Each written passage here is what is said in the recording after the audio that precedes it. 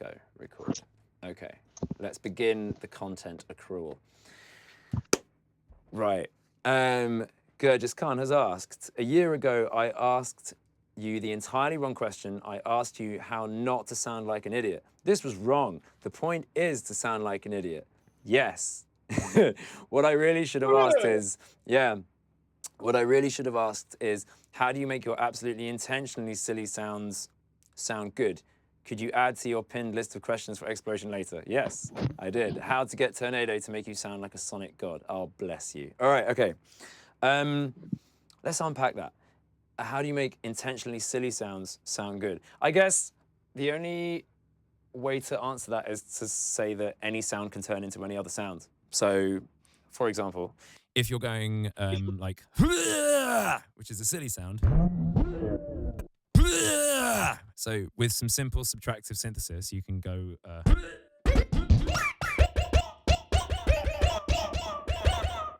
Which, I mean, that still sounds quite silly, but that's kind of like early 90s rave had a lot of really dumb sampling in it. So you can always go there. Or if I take that same sample and go like, and then resample it.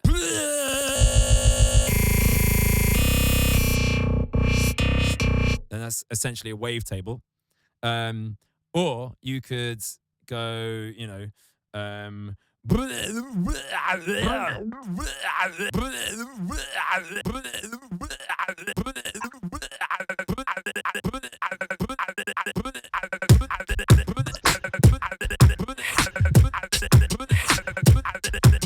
then so just, yeah, essentially, why isn't that working? Oh, shit. Yeah. Here we go again. So yeah, essentially, it doesn't matter how silly you start, you can always like just take a tiny portion of what you're doing. I like that, being able to just start from a completely free place and then sculpt. I think that's always fun because then it helps you get into the zone. Does that answer the question? Was that what you were asking? Yeah. Yeah, absolutely. Sweet. Giggity. Are there any other like corollaries to it that you want to know about, or I guess it's more than how do you design your effects to go in that route, because you're not randomly choosing effects. You've got a very precise set of types of effects that you use over and over, which is kind of alluding to the next question of what's on that right iPad. Right. Okay. So I'll answer that next. I'll answer it right now. Okay. So this will be like one video that explores both those things. The right iPad. Let's focus it so you can see it. Bottom right. There it is. Yeah, so it's a bit ropey. I'm using a different camera. I think the resolution is lower. But either way, I'll explain what this all is. So, yeah, there was a question. Let me just read out these. Well, sorry. The question was from 101C, and that's what's on the right, bottom right iPad. Can you explain what everything's doing, which would end up being a sort of structure of dance music, sort of dance music structure theory kind of exploration, right? Was that the question? Yeah, exactly. Yeah. Okay, so I'll say what all these do. So along the top row, you've got your BPMs, which whenever I press them, I get a click in my ear and the session is set to the designated BPM. And these are sort of useful BPMs for different genres of dance music. 174 is drum and bass speed. 158, I've called it hardcore because old school hardcore tends to be around that. Breaks is 139. Technically, breaks should be 140, but I wanted all of these things to be. They're not integers. If in the actual session, they're all they have a lowest common denominator, so they're all multiples of 174, so that I can sort of switch between them. That's actually a feature I've not got round to implementing in this, so I can actually kind of switch between these different genres that fluidly. But that was the intention. But either way, yeah. So these are the they start a session at a designated BPM.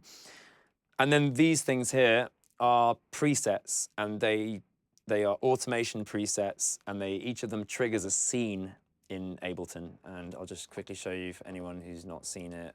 A scene is one of these things along the side.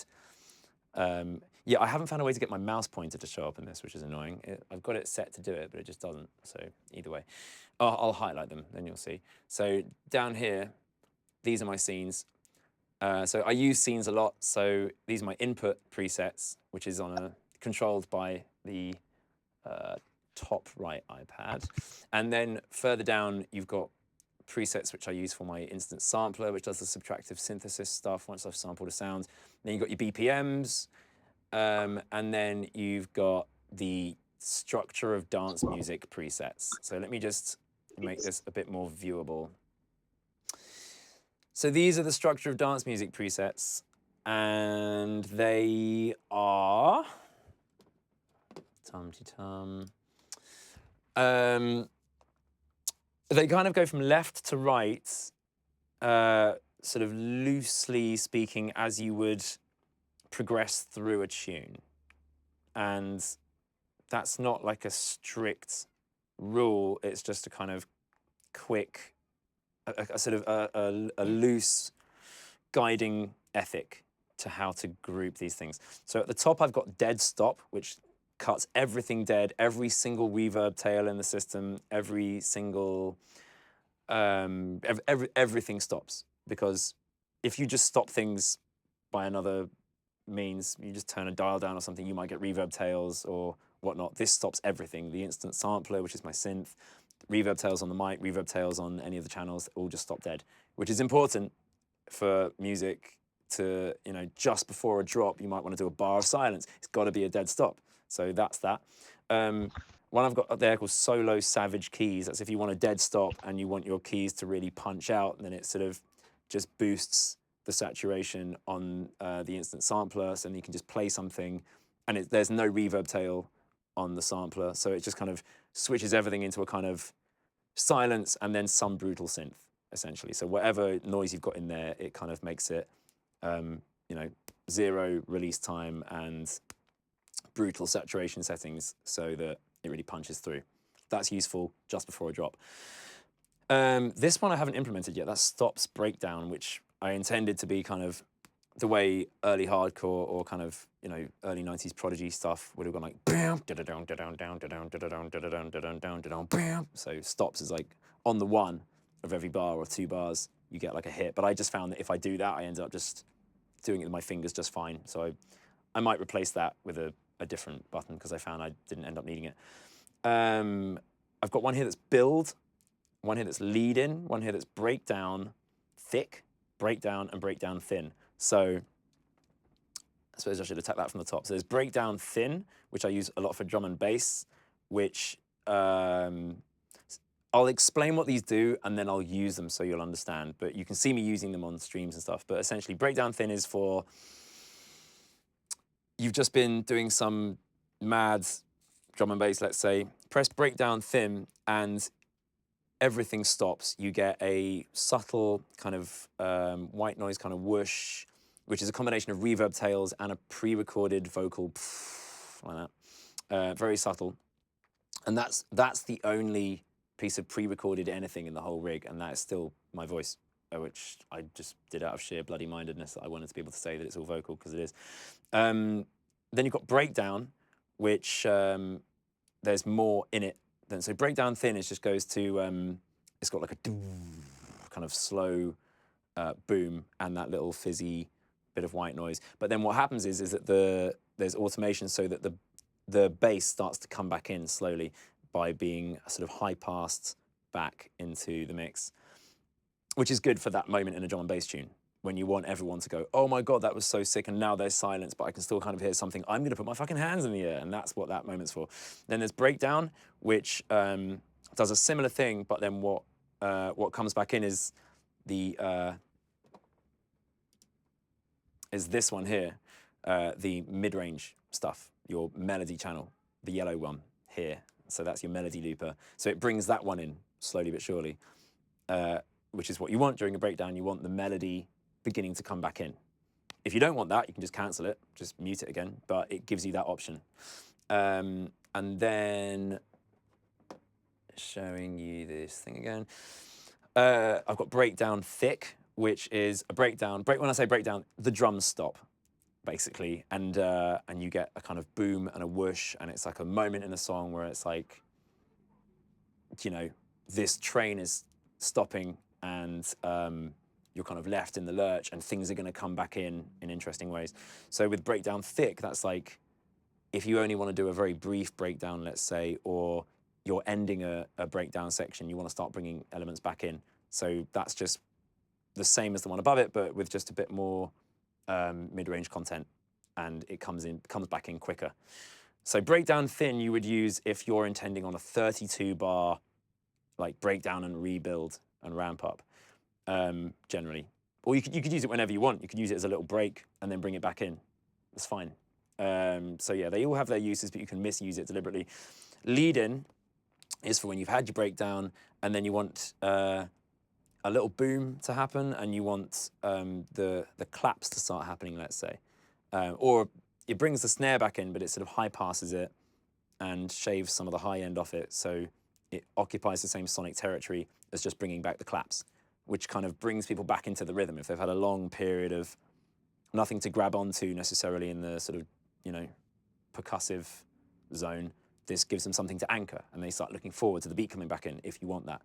And again, I only discovered that having a specific lead-in macro was necessary when I found that lacking. And I was like, after gig after gig after gig, I was like, I need a lead-in macro. And I was like writing all this shit out, like dance music theory, essentially. I was like, this is what I need. And then there's build, which you will use after the lead-in, which is, it's just the kick, low pass, and also the melodic stuff, low pass, and it starts to come back in. And then you can do a riser with your mouth, which is what I do. I toyed with the idea of having risers built in, but that felt like cheating. And then you get to dictate what you want the riser to sound like. You can do it with your voice, do it with a synth, do it with whatever. So that section there, that is the sort of structure of dance music section, which helps me to arrange and to have the arrangements be dynamic and to sound finished and polished. But they don't make any sound, for the avoidance of doubt, other than a little subtle boom and a little fizz. What they're doing is putting automations on filtering, you know, EQ filtering on whatever content is in the loops. The rest of it is, this one says dry, and that is just everything comes back in, doesn't mess with reverb tails in any way, doesn't put any effects on or off. It just brings everything back in, so nothing's low pass or high pass. The next one is open, which just means to me, everything is brought back in, but the hi-hat channel, which is just to say the sort of highs on the drums over here, it's this one. It gives a little bit of reverb to them, which just opens it up a bit and gives the impression of, it's kind of a hack to give you a kind of open hi-hat sound. So if you haven't got an open hi-hat sound in there, the reverb does it. I also have this slicer, which is...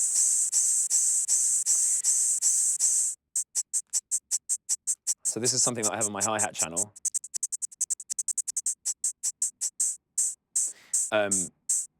So that effect is also taken off. So if you have put an open hi-hat in there, it'll sound like the open hi-hat. It's not doing that slicing thing. That kind of thing. I think it keeps reverb sends on if they are on.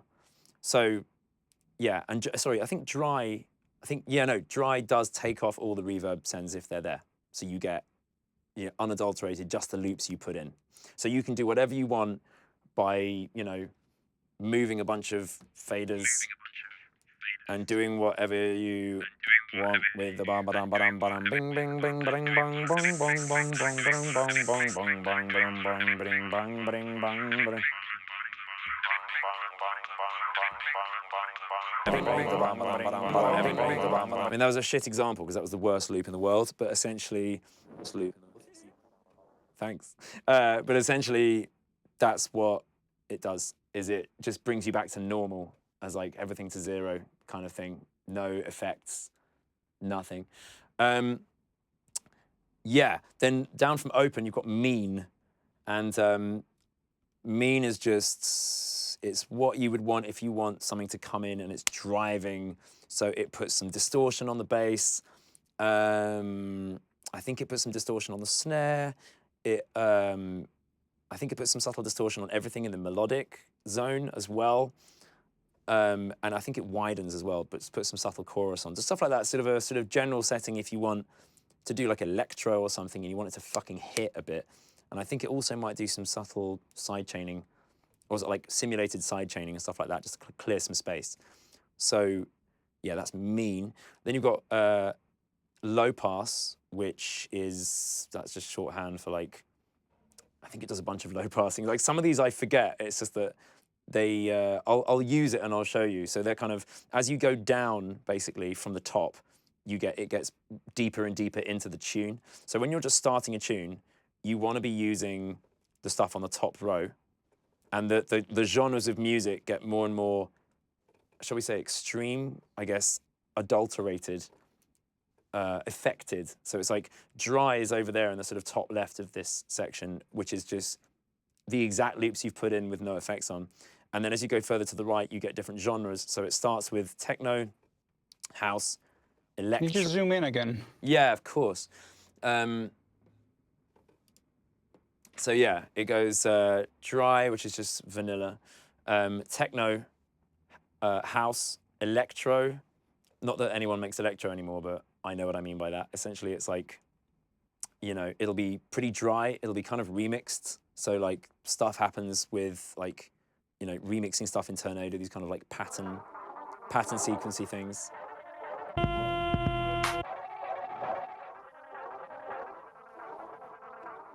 Shamanic, it's you. Yeah, it is. Sorry. That was Thanks. nuts. Cool. Now I know how it feels to have that done to you. Yeah, then I feel like if I was a teacher, I'd send you out the class for that. But in this class, I'll reward you for it and give you like a house point. So yeah, so the next one is liquid, which is as in liquid drum and bass, which I found I always needed because liquid drum and bass needs some specific settings. Like you have to low pass the bass to get that kind of liquid vibe. Well, actually, no, the top one doesn't low pass the bass, but then it low passes as you go down. So like, yeah, you've got liquid, then you've got deeper, and then you've got roller. And the roller one, everything's low pass. The hi-hats are made much more choppy by using the slicer. And there's other subtle things going on with like, I believe that one also high passes the snare channel. That's just a thing you would want in a liquid. It's the thing I want in liquid drum bass. Like, these are my personal, like, this is my taste in music here. Like, Guys, these are post-processing kinds of presets, right? You're affecting the signal after you've sampled it and then after you've run through your own per sound effects section, correct? Yeah, yeah, it's all post. So like, I put shit in, and then all this does is manicure what's in there, and you know, it's automating what you can hear and what you can't. So in this neuro one here, that's just bass. They're all just bass. None of them have any of the melody looper in them at all, because when you're doing neuro step, you tend not to want it, or at least because you tend not to want it, I haven't got them in there. So if I want to hear the melody again, I'll quickly bring it back in after I press it, which is fine, because sometimes with neuro step, you'll bring little bits of it back in and stuff. And I think some of these neuro ones actually have like automated, in fact, a lot of them have like automated kind of reappearances of the melody channel, where you'll hear it being like meow meow meow, meow meow meow, kind of coming in every so often. Which again, you can just cancel by touching the control, and then the MIDI's controlling it and not the automation. That's one good thing about Ableton having these two completely different lookup tables for automation and MIDI, and one cancels the other. So I've kind of used it to my advantage here, where it's like, well, here's an automation, go ahead and cancel it if you want. But then to get back to the automation, you can actually press that button, which is tied to, I can't, I'm pointing to it. It's the red arrow at the top. Yeah, that's what you want to tie MIDI to if you want to go back to the automation that you've set in the clips. But I never use that. I fucking should, but I never do. It's always, whenever I'm doing these, I'm reminded of features I've put in that I've, like, out of habit, just not got into using. But that is, I use that when I'm developing, when I'm like tweaking stuff, I'll use that a lot. But live, I just don't get round to it. I'm just doing things with my fingers. So it's dry, dry, open, mean, low pass, techno deep, neurotech, low pass, and all these things are just doing different things. So on the neurotech one, that's using the it's kind of a comb filter that is within Turnado. And that comb filter has a setting which they put in about a year ago, which auto detects the pitch and then sets the comb filter to that pitch. And often it's very kind of warbly and jittery and sounds mental, and I kind of like it that way, because if you put a pure tone in there, it'll detect the pitch well. If it's not, it'll jump around, and that gives you all this kind of stochastic madness that you can then resample and use. So there's that. In the electro one, it kind of goes down to like triplet time, which I haven't implemented yet, but I end up just doing that manually. Techno, which this is an interesting one because this says leave melodic alone. So what this just does is what it automates is, I'll show you, top left. You still can't read the text, but this is a 4x4 filter, I've called it, which is essentially just a subtractive, it's a low pass, and it's kind of sawtoothing on every crotchet. So it's going dum, dum, dum, dum, like that. And put that over a really kind of complicated bunch of drums. So long as they are locked to tempo, which I do with quantization on the way in, that's with a max patch, and that relates to kind of this stuff. So anything I play, if I've got quantization on, it'll always be on tempo. If I've done that, then I can then use this 4x4 filter thing to sawtooth away everything but the things that are happening on the crotchet, which I found really useful, especially when used in conjunction with my beat repeat, which goes from beat repeating a bar to half a bar to crotchets to quavers to semi-quavers. And in doing so, I find that automating that with this techno button means that any drum beat I've got in there, so long as the first beat of the bar is bang on, it will make a 4 to the floor kick drum out of it. There's probably a whole bunch of ways you could implement this sort of thing. I find that to be a good one. And Question on that for you. Yeah. So the top left iPad, all these effects that you're talking about here, the beat, repeat, and whatnot, those are hitting the right iPad section, right? In other words, the signal chain goes to those, I guess, Turnado instance. I wouldn't think of it that way. I wouldn't think of it that way. There's no signal flow between the iPads. The iPads send MIDI to Ableton. Within Ableton, the signal flow is something I should probably go into on a separate video. Okay. Fair enough. Because that's a whole 2 hours probably if I could talk endlessly about the signal flow. But yeah, I'd love it too, but not now. Not now. Yeah. So in terms of sectioning out dance music so that you're arranging it in real time, yeah, that's what I'm talking about right now. Is predetermining what the sections of your music will be. And again, I didn't think I'd need that at all until doing gig after gig without this. I was like, I only have so many fingers. I only have so much brain. Really, you're not using more than 2 fingers at a time. Maybe you're using a thumb and a forefinger. You can't you're not a squid. You can't, you've only got so much dexterity and stretch of your fingers. Yeah. You're not, mate. But I said, My favorite Twitch emote is the squid. Is it? Have you got muscles in your dreads? Can you fucking the Matrix? Yeah, it's the only way I can keep up. No, so that's a problem. How do you think I caught up so quick, man? Huh?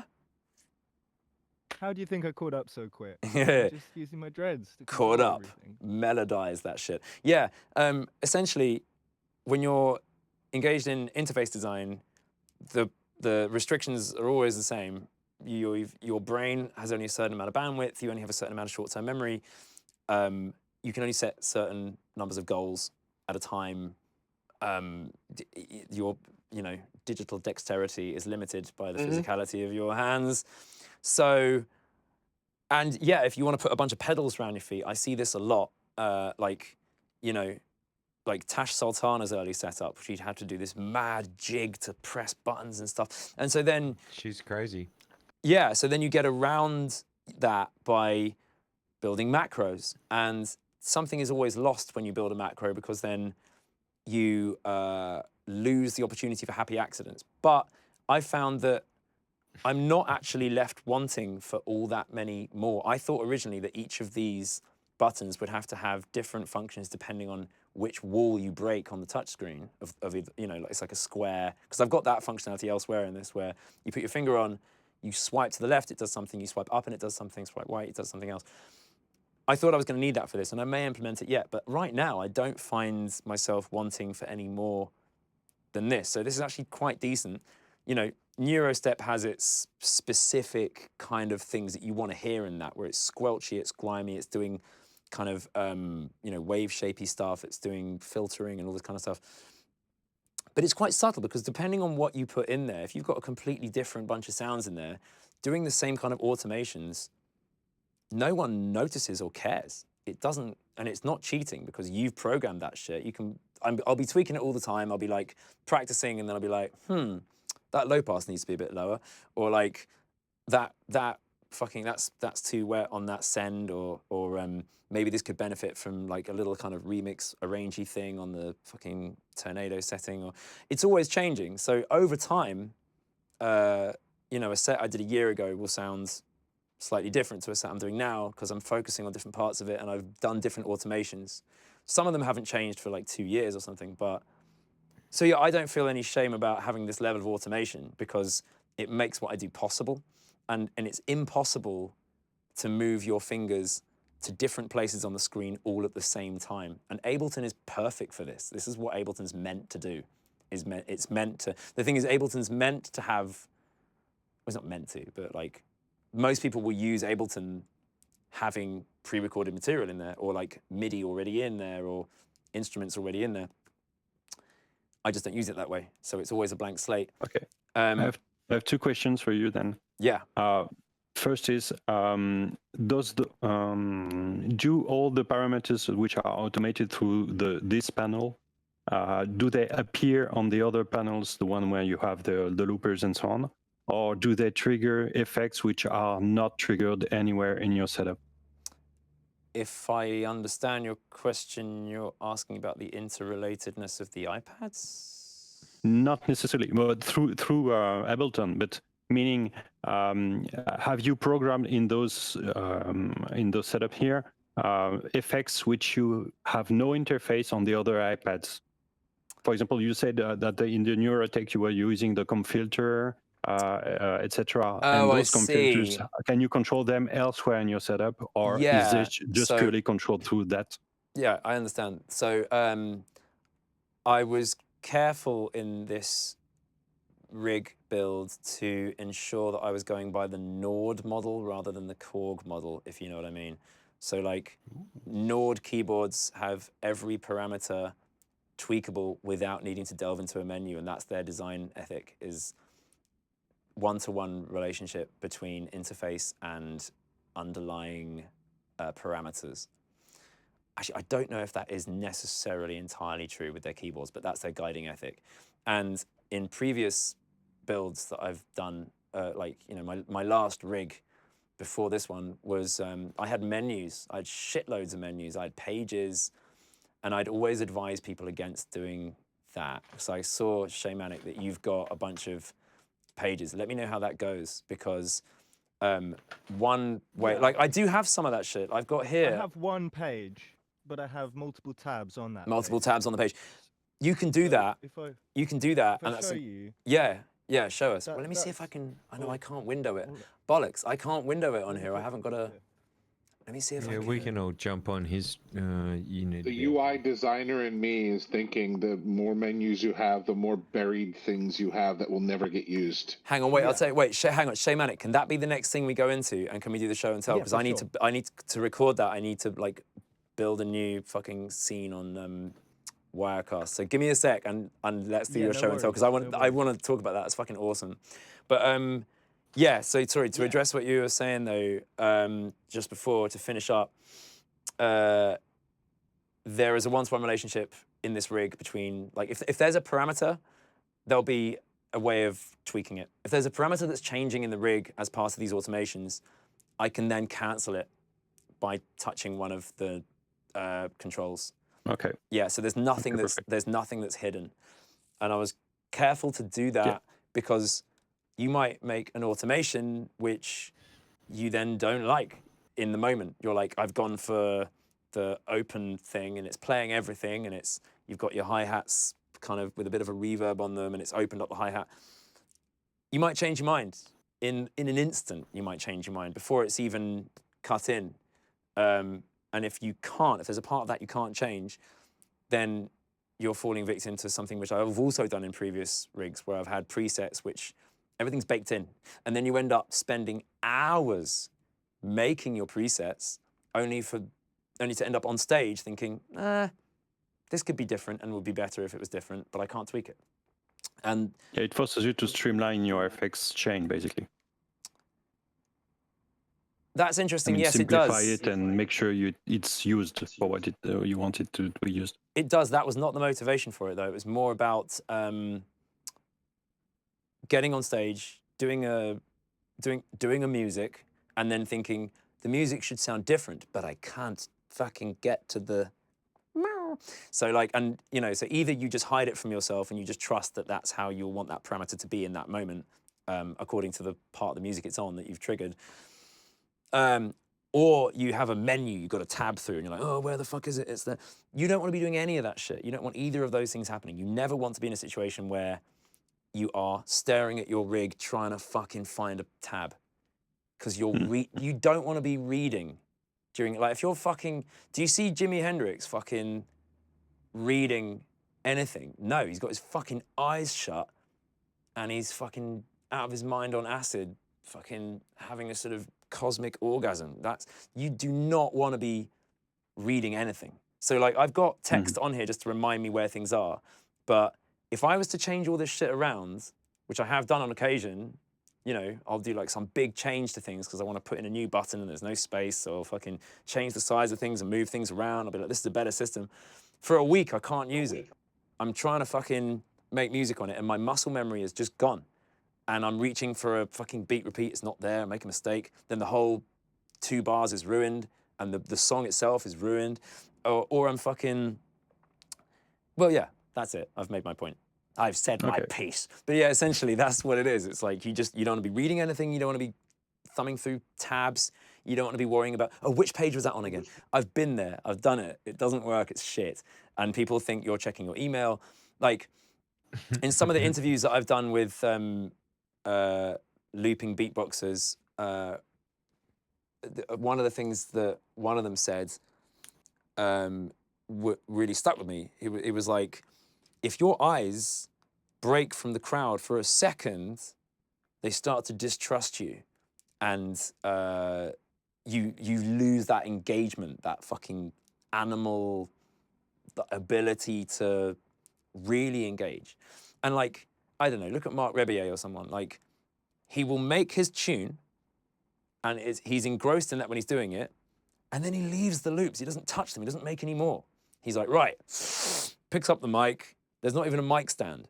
And then he's like, okay, now I'm gonna play. Now we'll all play. We'll all play together. And he's fucking engaging with the crowd, and it becomes this animal thing. So like, that was a big lesson for me watching him do that, because I was like, right, don't look at your screens. Anytime you are being drawn to the screen, that's a problem.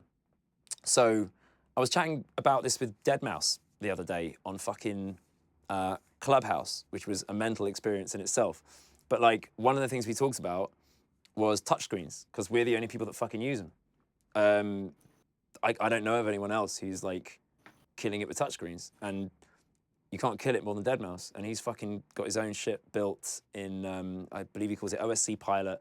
It's something that he coded and other people have polished up for him. He uses a giant Microsoft Surface. And he was saying to me, because I was like, look, I'm going to expound the benefits of touchscreens to anyone who'll listen, because I think they're amazing, all these gestures you can do. He's like, yeah, but you want to be looking at the, you know, the people in the front row, which is why his is this huge touchscreen, so he doesn't have to read anything or worry about it. But he's got loads of tabs, but each tune is a tab, and he's not improvising live that much. He's kind of improvising within very strict parameters. So his is an Ableton set, and it's as much an AV show as anything else. He just loves the idea of having a big fuck-off touchscreen so he can really get deep with stuff and do the live production that he does, but it's very constrained. So if you're doing that kind of live production, yeah, you can have tabs, and you can have a different interface for each of your tunes, and just have a few dumb parameters that you know will do the same thing every time. For what I'm doing, because it's a much more kind of sandbox kind of system, you've got to be careful. Makes sense. Yeah, you've got to be careful about how much you're going to look at those screens. And because there's so much to cram on, it's all got to feel intuitive. You mustn't be reading. You shouldn't have too many tabs. But yeah, everything relates to a parameter. Excellent. I had just one other quick question, I hope, because your answers are awesome, but quite long, maybe for other people. Maybe. I was wondering if you, as you have samples like for drums and so on, which you can trigger on the right panel on the Novation thing. No, I make them live. Yeah, you make them live. Yeah. Okay. Yeah. But do you have any automation like you are triggering beats directly using those samples and not playing them live? No, it's all live. Okay. Yeah. I did make, in my old rig, I had a drum machine. I had a VST that was a drum machine that I had coded for me. I still have the code, and I may well put it out at some point, because I've never seen anything like it. It's this kind of mad XY pattern sequencer where you can record the automations in the XY, and that had loads of automation on it. But again, that was still, you have to put the sounds in. It's like an instant sampling drum machine. Yeah. And that's essentially what I have now, but I haven't got the built-in patterns because I decided I didn't want them. And again, that was a lesson learned after years of like building in patterns for presets. Yeah. I was like, I just want to make them live because that's the appeal, you know. I'm wondering because when I see on your set you have these 4/4-bit techno beat, as you said, and I was wondering suddenly the beat shifts. I didn't see him record anything, so there must be something. It's because I'm fucking good, man. It's because I'm just fucking good. Yeah. I just do that shit fast. No, it's because essentially because it's designed to. You know, I mean, that didn't take any time to do. Do you know what I mean? And then if I press this button over here. Now it's quantized, so you can't hear, but there's now a click in my ear.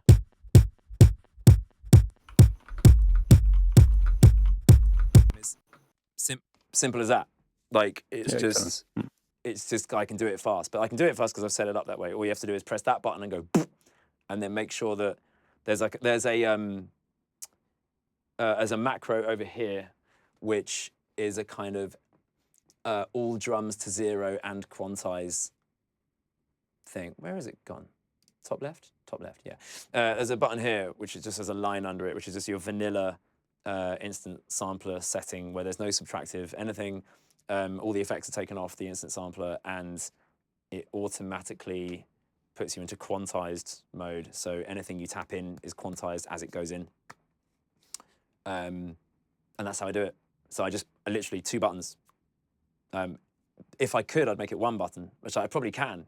But maybe I should, but yeah. It's another thing that's like, I'm able to work with it being 2 buttons, but I may well kind of macroize it to be 1. Fuck it though, but yeah, that's the thing. Also, the other way that I'm able to do it is that I found that my accuracy on pressing record was not great. There'd always be, I'd either miss the transient or there'd be some time before the transient. That's because I'm human. So I asked Andrew Osler at Expert Sleepers, who makes crossfade loop synth, which is what I use to do the instant sampling with, if he would put in a threshold. And he did. So now there's like a threshold recording function, which I use for the drums. And that threshold is different depending on which instance of crossfade loop synth is being used for each of these samples. It's a different instance. So on the kick one, it's quite a high threshold. So even if there's other stuff going on in the mix, like other stuff coming in, you know, like that, if I do a that cuts through, yeah, when the threshold is triggered, if my finger is held down, when the threshold is triggered, it will start recording. So I'm able to get like every transient that I spit. So long as I press this before I've spat the beat, like press beat, then it always ends up being perfect. And I guess a criticism of it could be that if you overuse that, it can end up being too perfect and too beat locked, and people like things to swing, but then I just don't use it. So I can just take it off quantize mode, and if I want to do some Dilla shit, just keep the humanity in it, keep the swing, and not quantize it. But there you go. That's the answer to that question. I should probably stop this recording because I think we've kind of swayed from what the original questions were. But there you go. No worries. I mean, just before I stop this though, there's another couple of things that I didn't explain, so I'll just zoom in again. So yeah, also on this iPad, you've got some effects which are on the master chain, master bus rather. Yeah, modulation, which is you'll hear me using it a lot, and it's just I can use it for builds and stuff like that. So I call it mod. It's not mod. It's a fucking it's like a delay. It starts off with a small. It starts off with a larger delay time in the range of like, I don't know, fucking 200 milliseconds or something, and then gets smaller and smaller until it's in the sort of audible like frequency range where it's like just sounds like kind of phase and stuff. But that's useful for builds, for all kinds of music. This reactor, which is there's a unit in Turnado. This is all Turnado, by the way. A unit in Turnado called Reactor, and it's a kind of a grain reshuffly thing where it's got a couple of modes of operation. One of them is it will trigger whenever there's a transient. Another one is it triggers on the beat, but then it kind of takes a grain and stretches the grain. So it's kind of a granulator, kind of rhythmic granulator. I use that a lot. I have actually got plans to turn these from knobs into XYs, so to get even more expression out of them, and that'll be a dramatic change in what I'm able to do. So that's a project that I'll get round to. But essentially, yeah, I've got room reverb, reverse, which kind of takes sections and reverses them, which is nice. So these are kind of for edits if you're doing, if I'm doing something really glitchy, like fucking breakcore or ending like a drum and bass set or something, I'll use these a lot. But it's good for like marking out a section. If I'm just finishing something, it's kind of the equivalent to doing a drum fill at the end of a section. You want to add a bit of complexity and tension only to then go to break down thin and thin everything out. And then people are delighted that they've heard something really complex because then everything's gone very simple. So you want to keep playing. I know you want to switch to the next topic, but can you demonstrate just very briefly, like any one of them, just so we get an idea of what you mean? I'll demonstrate them all in just a second, because now I've talked about it, I'll do a little thing just focusing on this, and then you'll see. But so this is the filter. That's a high pass. That's a low pass. And it took me ages of like designing and iterating to find that design is the best for me, I think. There's a bunch of other ways that I'd experimented with where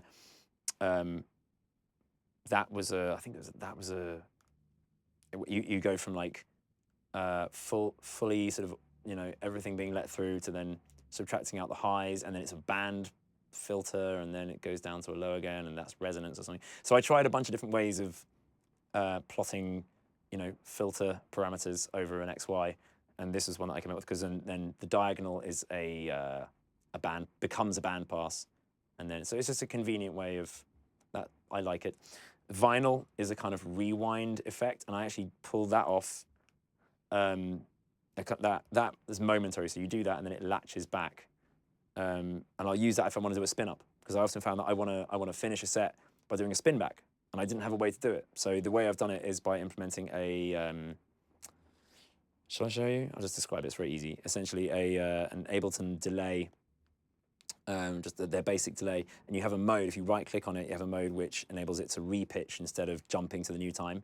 So then that acts like a rewind, essentially. It's just similar to a rewind. It kind of samples like half a bar, and then it sort of speeds that half bar up, which is very similar. So that's always it's always going through the delay to achieve that, and then it's and when you press it, it detects your finger being pressed on it. And it switches the output to go from the through to the delay. And then if you pull your finger back, it starts to decrease the time on the delay. And as soon as you let go, it undoes all that. So that's my vinyl spin back. This here is a beat repeat, which goes through a bunch of, I think that's 3 quavers, a crotchet, 3 semi-quavers, so, and then up to like almost audible frequency range. That's good if you want to do some mad edits. But I've got another thing here, which is another beat repeat, which doesn't have triplets or dotted rhythms at all, which is good because sometimes that's what you want in a build. You want it to go boom, boom, boom, boom, boom, boom, and you won't want it dogged by triplets, which will annoy you. This one is a pattern, which is just a reshuffler. This is a grain thing, which just stretches things out until they're just a single stream of the same grain. And then you can change the pitch of that. That's a ring mod, standard ring mod, starts slow, ends up fast.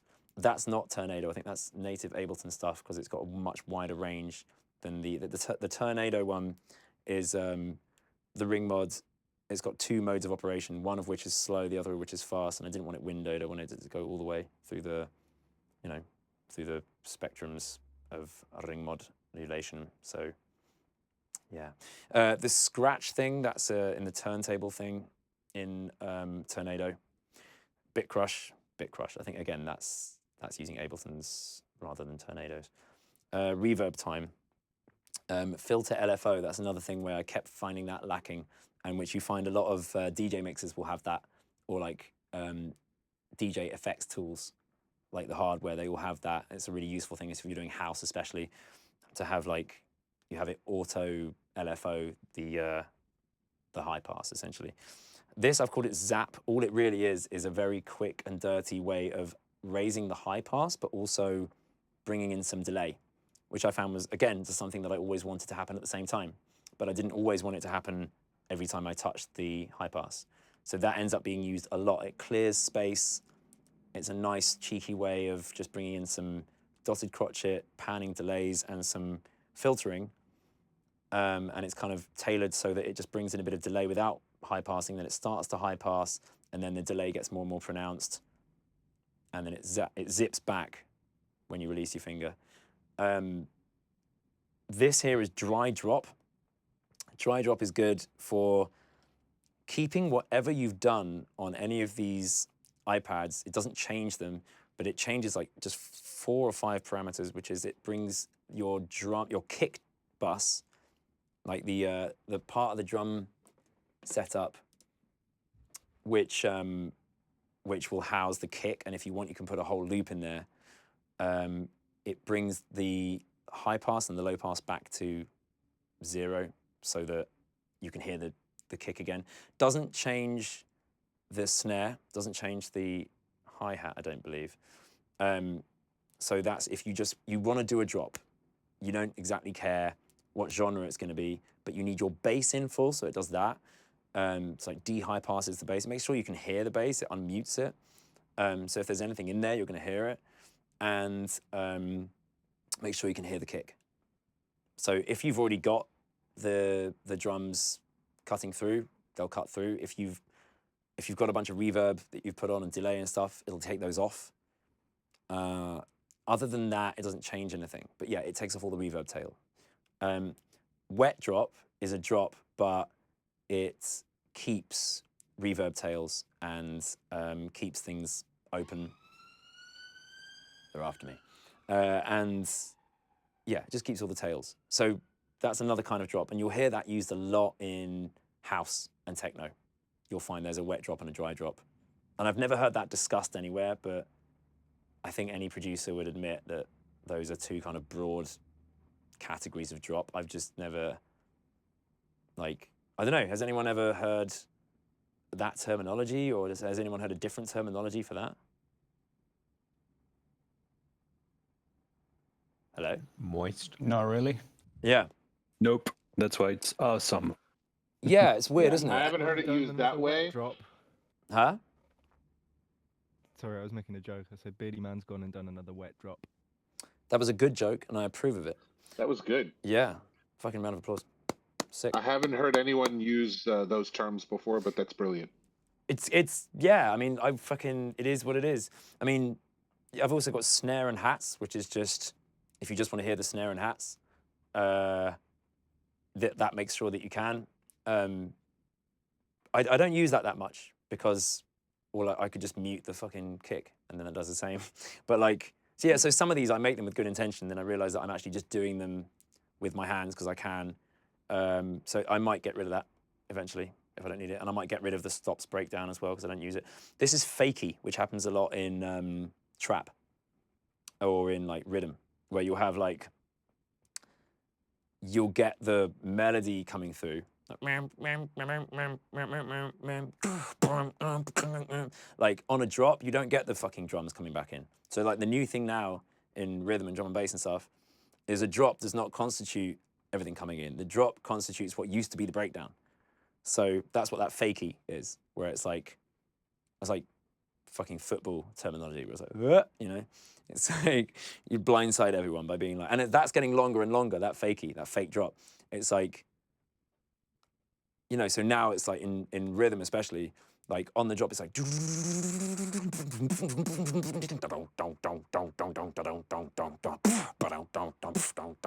so like it gives you that little taste of these mad, like fucking, you know, gunshot laser bass kind of noises. And then the kick comes in. And sometimes when the kick comes in, it comes back with a completely different bass line. So I don't know. That fakey thing is good if you want to keep people guessing. You want to do some like trap or rhythm.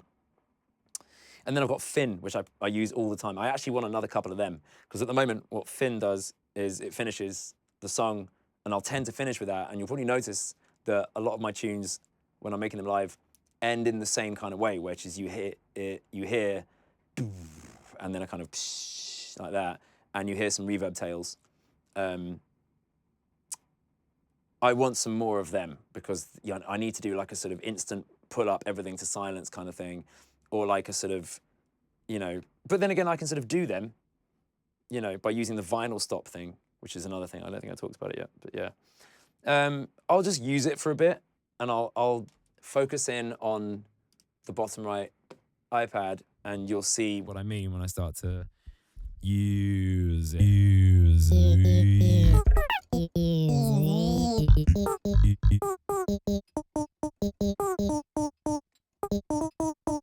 Oh, weird. Hang on.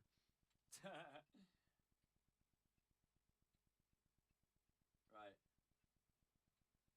Yeah, occasionally these iPads disconnect, so I've just put it back.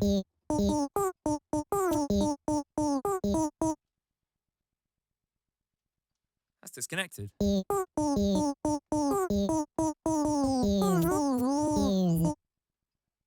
How embarrassing.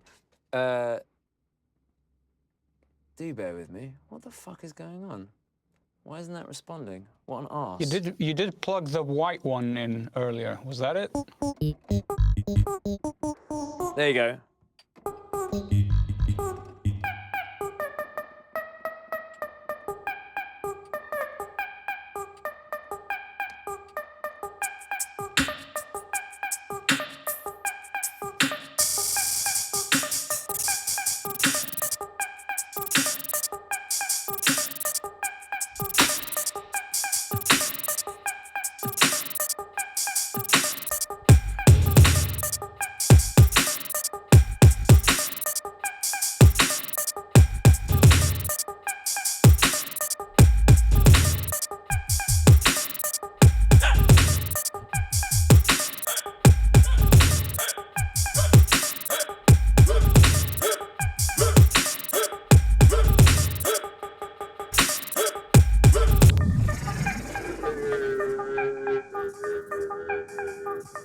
So wait, I'll tell you what I did there. That was I hadn't paid attention to where the one was, and what I would have done if that was if I was actually playing a set right now, I'd have just pressed play again, which would have reset where the one is to make sure that I'm bang on, because this goes in like a 2-bar. It's like in 2-bar windows. You've got to make sure that your tune has the metronome windowed exactly over your phrase. I hadn't done that, so I'll do it again.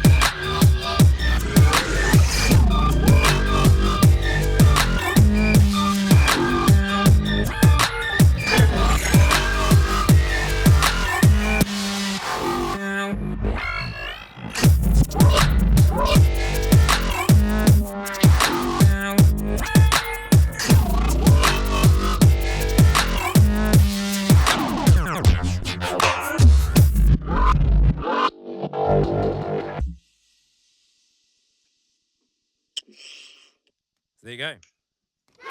Yeah. Awesome. Excellent. Yeah. And the village Thank you was for saved. that was amazing. Safe. Yeah, so there you go. That was long as fuck. How long was that? Jesus, that was like an hour-long video, but fair enough.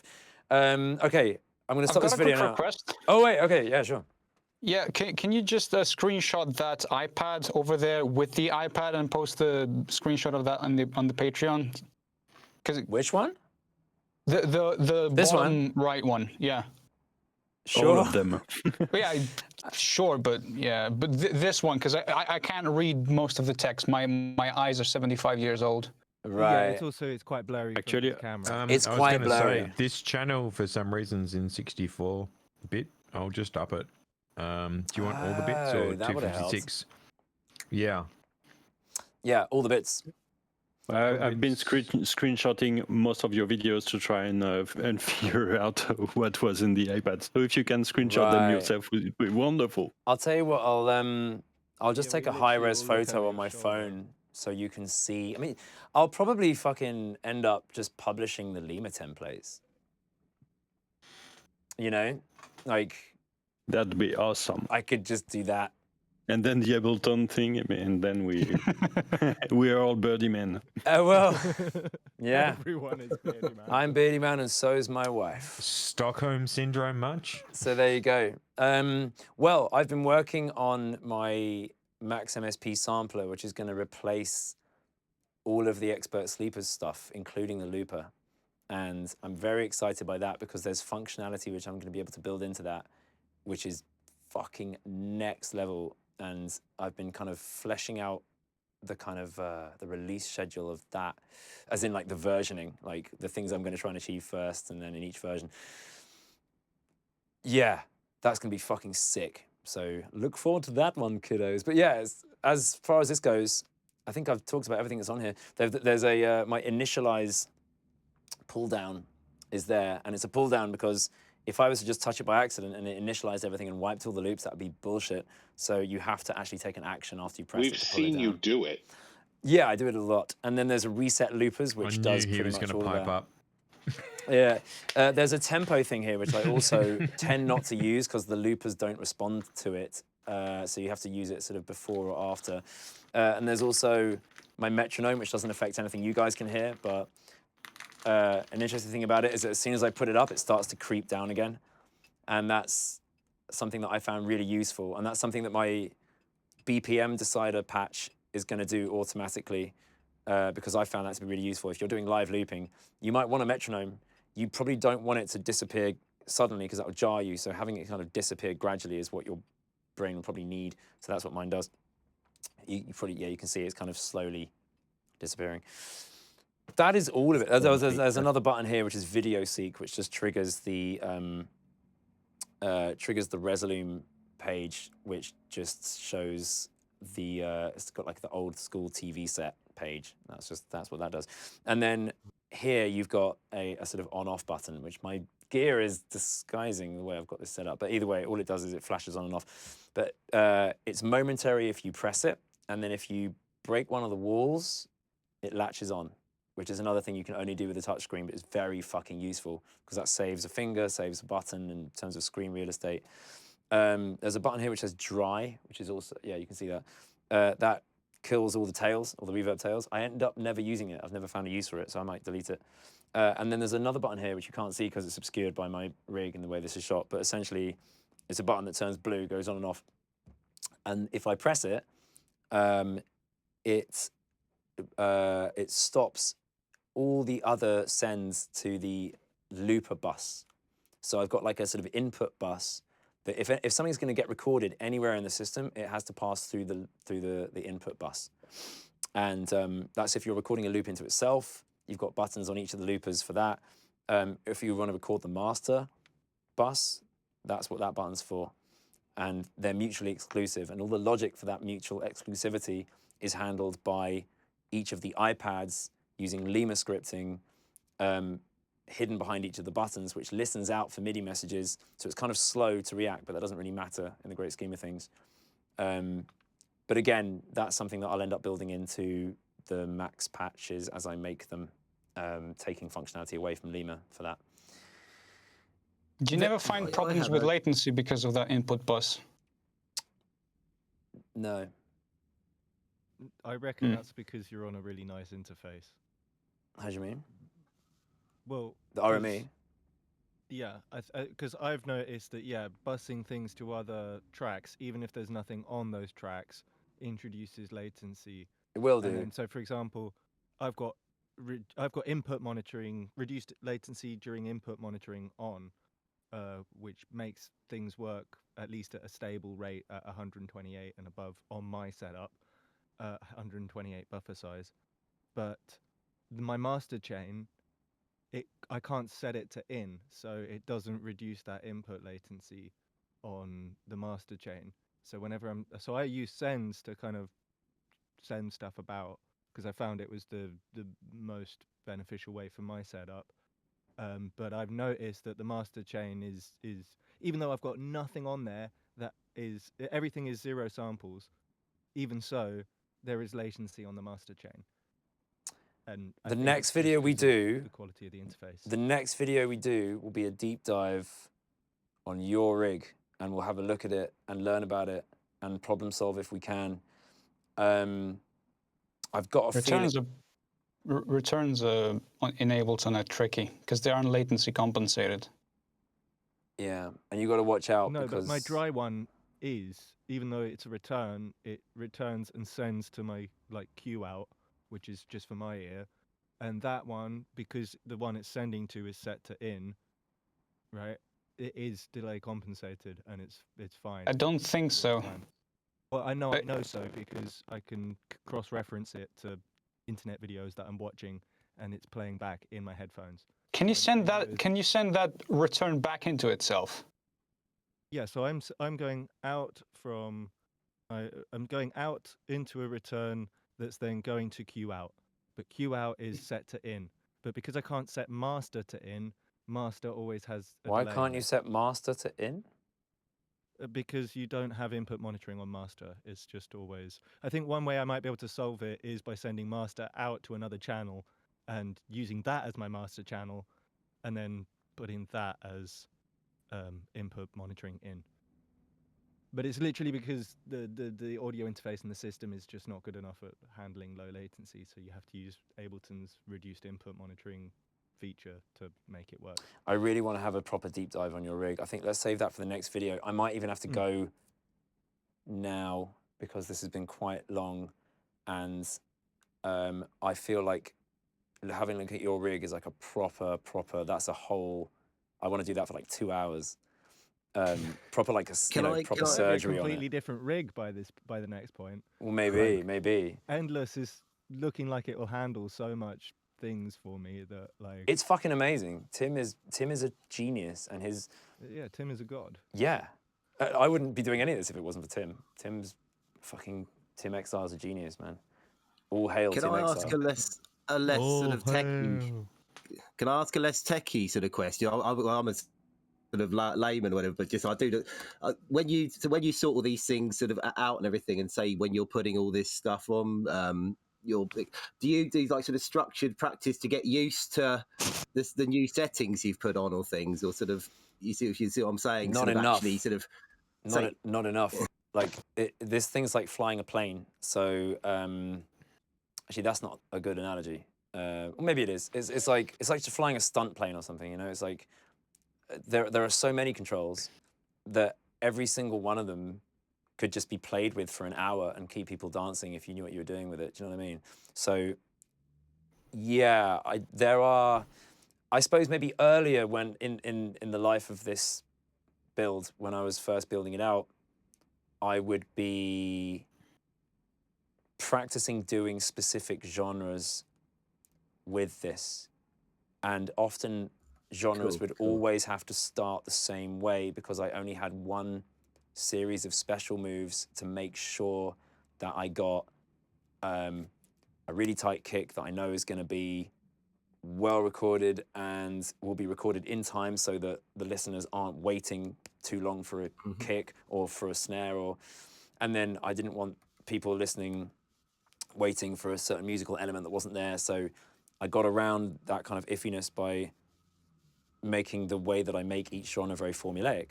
And the more I practiced, the more I found that as soon as I'd figured out how to do a specific genre, I would gain some competence. I would have inadvertently gained competence with the rig in general. So the muscle memory's there. And then I'd be kind of, you know, extemporizing and finding all these different cheats and methods to the point where I'm at now, where I've had this for like I don't know, maybe a year and a half in its current state, maybe longer I mean, either way, it's been a while with this layout and with this feature set, and I'm adding to the feature set all the time. So actually, it's pretty fucking fluid now, where I can start with anything, and I'll know intuitively how to get to the meat of the thing quickly. So now when I'm practicing, it's quite freeform, and I'm kind of just trying to get a kind of general overall sense of familiarity with all of the various features. But no, I should do more focused practice of particular techniques.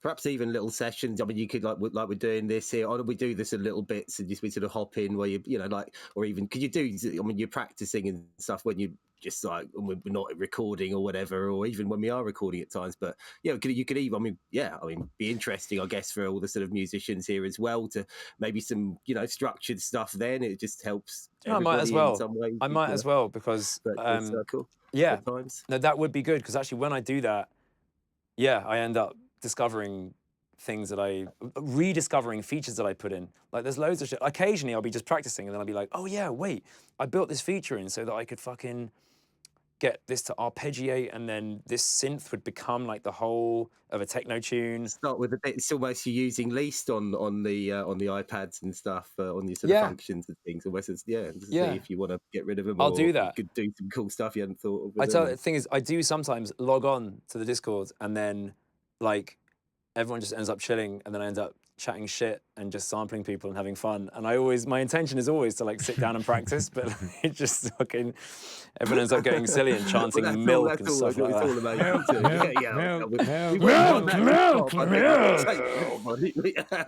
So I didn't hear what you were saying. I was chanting milk. What did you say? It's all part of the magic, isn't it? We wouldn't want all that to stop, but yeah, like you've got to keep the milk flowing. That's what I'm saying. You just got to keep the milk flowing. I'm gonna terminate this, I think, because it's been a long ass fucking time. But I think I'll just post this video up in its entirety, and yeah, it's been quite sort of meandering, and quite specific. It's been quite a sort of deep dive into the specifics of shit.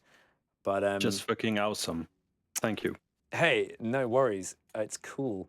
I think maybe I'll do another one next week, specifically about Shane Manic's rig, if that's cool. If you want to do a show and tell, and we'll fucking like. Are you there, Shane Manic? Is Shane Manic gone? Yeah. Oh yeah, safe man. I'm down for that. Yeah, wicked. And we'll pick it apart. If you've got a way for us to see the Ableton session as well, then yeah, I think I can just share my screen. Yeah. And then use Resolume to kind of show the other bits. Yeah. But we'll see how much it's changed by yeah, round, because it's changed a lot. Cool. In like the month that it's existed. Yeah. Like, but when I joined your Patreon, I was just making something kind of working CliffX, kind of, but not really. And now I've got a full, basically working when it doesn't want to fuck me about, and I'm sure it will always want to fuck me about, but basically working when it doesn't want to fuck me about. Lima template. I've got visuals. I've started making my own crossfade patches. I've run into even more like Ableton limitations, which are kind of hilarious, but also, like the way they've implemented envelopes are really good for a producer but not very good for live music creation. I don't know. I am fascinated by this. I cannot wait for this. So should we, hang on, what have I got on? Maybe we could say Monday. Monday at like midday. Monday is my busiest uni day. Oh, poo-poo. Tuesday? I can always just tell uni to fuck off. No, don't tell uni to fuck off. Don't cancel your actual education for... Well, yeah, I mean... Tuesday? Tuesday I'm free, yeah. Okay, let's say Tuesday at midday. And Tuesday midday. Yeah, have your shit ready to present to the class. Yeah, no, but hopefully we can like kind of try and solve some problems with this latency thing that you're experiencing. It could be that there's just too much interweaving, you know, channels routing into each other and stuff like that. Because yeah, Ableton starts to kind of kick itself Yeah. to death when you start Yeah. stretching it to do this stuff. Because it could be what computer are you using? I'm using an M1 Mac Mini, Oh, so it's one of those like He's on the technically on paper it's Pioneer. kind of yeah. only just powerful enough, but actually in practice it's pretty damn powerful. But then there's also some compromises that are made at the same time. That's So interesting. you know, 16 gigabytes is usually not enough to kind of pull off this kind of stuff. I think at least it wasn't on my Windows rig, but on this it's enough to pull it off. But it also has its issues as well. And I found my Zoom H6 is maybe not optimized for real-time latency. It's better at just handling audio recording, which is what it's really for. Yeah. Um, Using that as an so- interface, isn't it? Is I guess you're just making do yeah, with whatever and you it's have. quite funny. I'm getting better latency through loopback than I do with it native. If I'm just running the H6, then it's over 10 ms latency. But if I run the H6 through loopback, then I'm at 8 ms. I don't understand that at all. No. Yeah. But I just have this feeling that that it's not necessarily the interface that's causing the problems. I might be wrong though. Because like one thing I did find is that this is a signal path thing rather than this, but like in my Ableton session, I found that I was routing everything into like I had my delays and reverbs set using Ableton's built-in sending system, like busing system. And that meant that I thought it would save me CPU cycles if I was sending all the individual channels to the like the sort of, you know, master returns, you know, Ableton's built-in on paper returns. It should. It should, yeah. But what I found was that actually, because my routing is quite sort of labyrinthine, the way that Ableton is handling multi-threading is such that if every thread then needs to terminate in sort of one thread, then it's harder for it to handle, and it has to push everything onto the same core. And so what I found was that I could reduce the amount of CPU strain by having each channel have its own delay and reverb. And then because I wasn't having to route everything back into the same bunch of effects, it massively decreased the amount of CPU strain, or just enough so that I wasn't getting audio breakup, like buffer underruns. So there'll be little tweaks that you can do that might mean fundamental changes to the way things are routed, but sometimes it's worth making a big change just so you can win back a bit of latency or CPU. Oh, definitely. I mean, most of my effects aren't on returns at the moment. I kind of have just implemented some return effects, but not very much. Mostly I use the returns to dictate what's going to my ear and what's going out to the world. But like the loopers aren't listening to returns. They listen to the main feed. I've just set the returns as like pre's so that I can kind of dictate what you hear or what I hear a bit better. And I can monitor myself with no latency through my dry pre, but then you send that straight away out on the main one. But the actual So loopers you're are monitoring dry signal, but you're sending out wet. sometimes it depends. That sounds It depends quite if complex. It's critical. If it's critical, what I noticed is that if I'm doing stuff with effects and stuff, even if it's all zero samples, latency is introduced somewhere, even if everything in the chain is zero samples. So when I'm doing drums, I switch that to completely dry and just go. So I hit the one, and then I go back, and then everything's kind of wet again. Interesting. Yeah, Interesting. workarounds. I'd love to see it in action. And Endless has rendered that pointless because Endless handles really low latency MS, you know, and it seems to run fine in Ableton as well at very low MS. So. Okay, well, let's do Tuesday. I'd love to pick apart your rig. It sounds fascinating. The idea of people using Ableton to do live looping is always fascinating to me, because it's not meant to do it, and it shouldn't be this hard. Yeah, it shouldn't be, should it? No, so that's why the things I'm building in Max are going to solve every single one of these problems, and it will just come as a template, and you can edit it as you see fit. But like, yeah, but like for now, let's do this on Tuesday. We'll pick your rig apart and see if we can make head or tail of it. But like flowcharts to pass around. Yeah, exactly. Okay, I'm gonna run, but thank you all for attending this class, and I hope it's been beneficial and not too fucking involved and boring. It's been very specific and nerdy, so I hope that's okay. Thank you, man. Just loved it. Thank you. Yeah. Safe. Thank you. Huge love to all of you, and thank you all for paying my mortgage once again. It is appreciated. My children are liking the clothes and shoes that I have bought with your generous donations. Thank you so much. All right. Please don't teach them to tap dance. I will. Fuck you. They're going to tap dance. All of them. All right. Safe, guys. In a bit. Jazz hands. Bye-bye.